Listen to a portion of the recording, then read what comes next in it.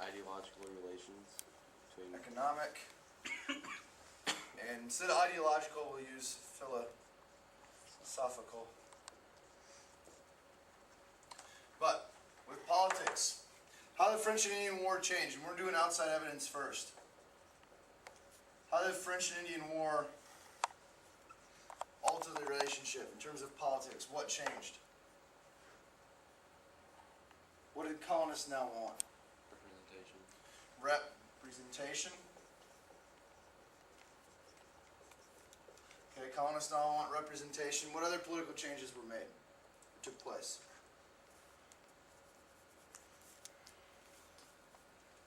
In terms of the British government, now what were they doing with the colonies? Okay, taxation has changed, which you can argue that taxation is part of political representation. Well, not political representation, but fits into politics because now they have to basically take a different political view of the colonists. They have to tax them in order to make money. They need to tax them in order to pay off what? Debt.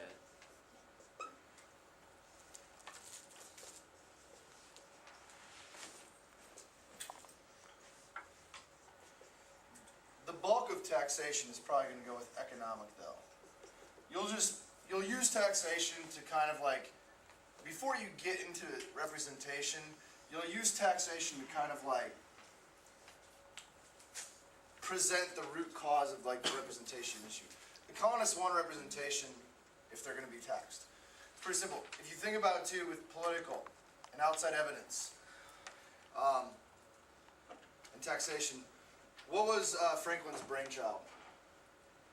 Albany. Albany Congress. Okay. Albany Congress, you're not going to mention a lot about it, but what you might mention is that it kind of got the idea of representation started. They wanted to have a say in governing themselves. I mean, that's really kind of like a secondary effect. It wasn't why they met with the Albany Congress. The reason they met was for the Iroquois, but it kind of resulted in like awareness. They wanted to get self-government. All right. The other thing with political. What decision did Britain make that really angered the colonists? Navigation. Or the Proclamation of 1763. Proclamation of 1763. If you do not mention this one, you are in a lot of trouble if you're writing your essay. Proclamation of 1763. No westward settlement.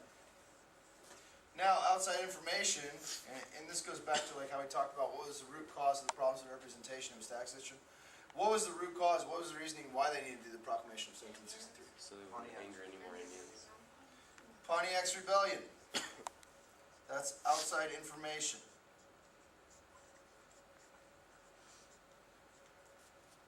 Okay, so with political, you've got representation, you've got taxation, the Proclamation of 1763. With representation, this is what we'll learn about today in class. There's what we call virtual and direct.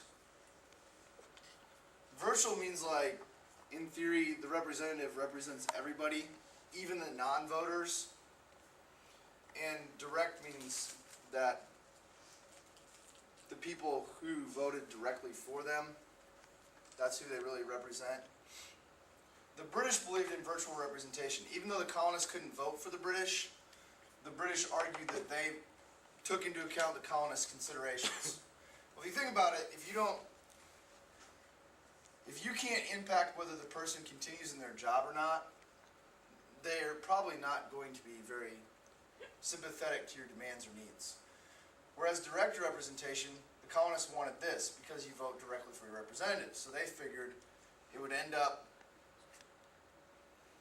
being a better form of representation because the British would actually take them seriously because they impacted whether or not they continued in their job. But economic. Oh, with political too. This is the other thing. Salutary neglect is a big part.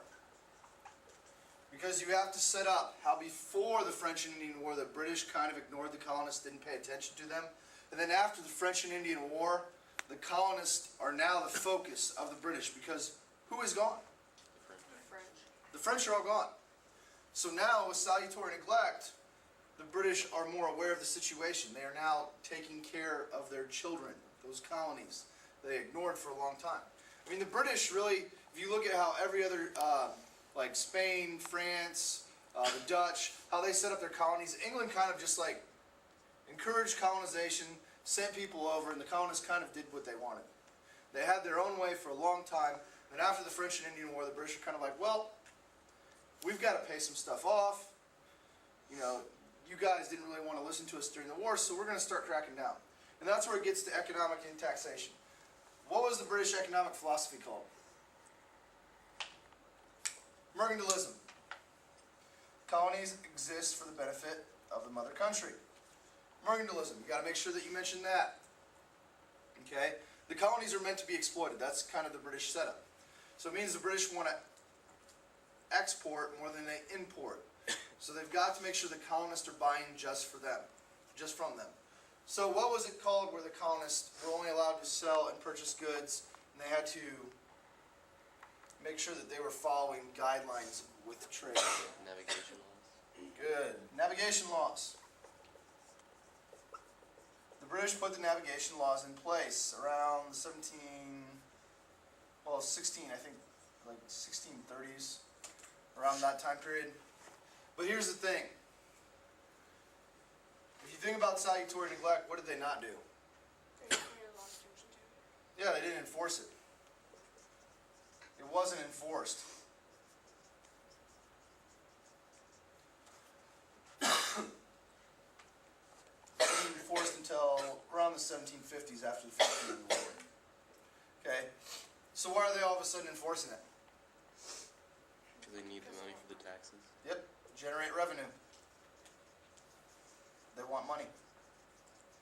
They've got to make sure that they're getting money.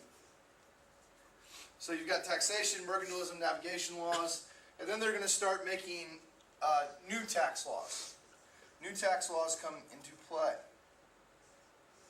Okay, one of the ones we haven't talked about yet is the Sugar Act. Sugar Act put a tax on sugar. It was the first act just to raise revenue. I mean, they had other acts before. They had other taxes before. But all this act was purely designed to do was just raise money, just make money. So, Sugar Act, just to raise revenue. I believe Anderson has a wheel tax on vehicles, and I think that's just pretty much to raise money too. So you got the Sugar Act. We kind of got into it a little bit yesterday, but not a whole lot in class. What was the other act that really angered the colonists? Stamp Act. Stamp Act. You had to affix stamps to important documents, papers, very similar to a sales tax on items. How do the colonists feel about this one?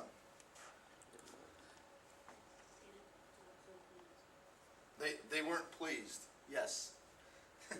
They tarred and feathered the tax collectors. So stamp tax raised money, and we'll talk more about this today in class. Economic.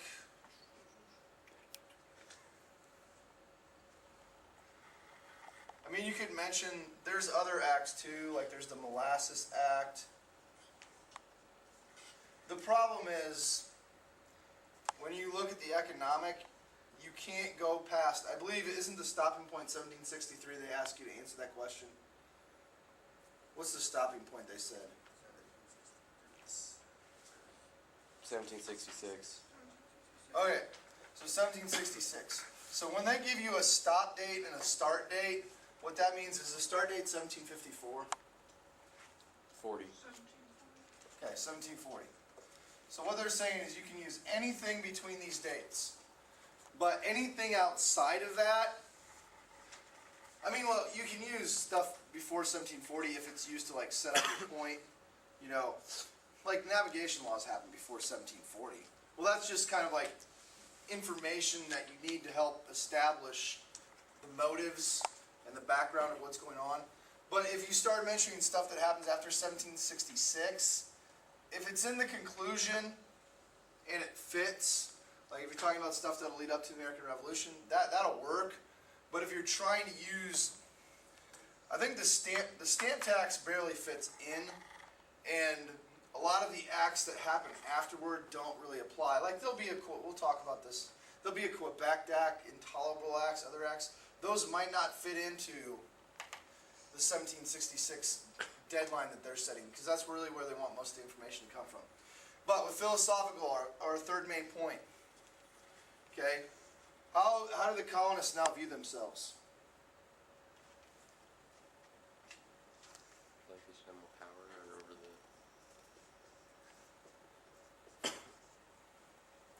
Okay, I mean, they think they're more powerful. They think that, you know, the French and Indian War has gone really well for them. They're more independent-minded.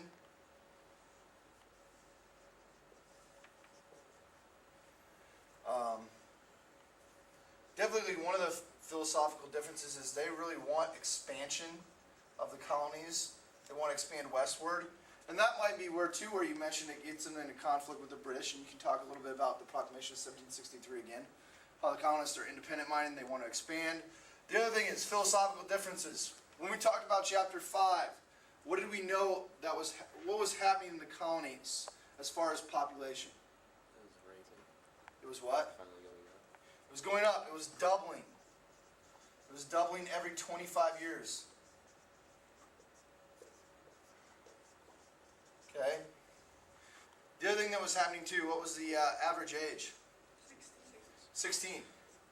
16 years was like the median age for a colonist. So they're very young. They want to move westward. Their population's growing, expanding. They're independent-minded.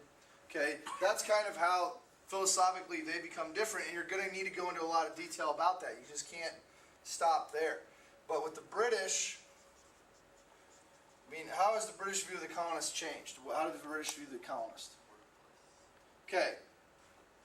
The British view might be worthless because they felt like they weren't very good fighters during the French and Indian War. A lot of them see the colonists as lazy, backwards.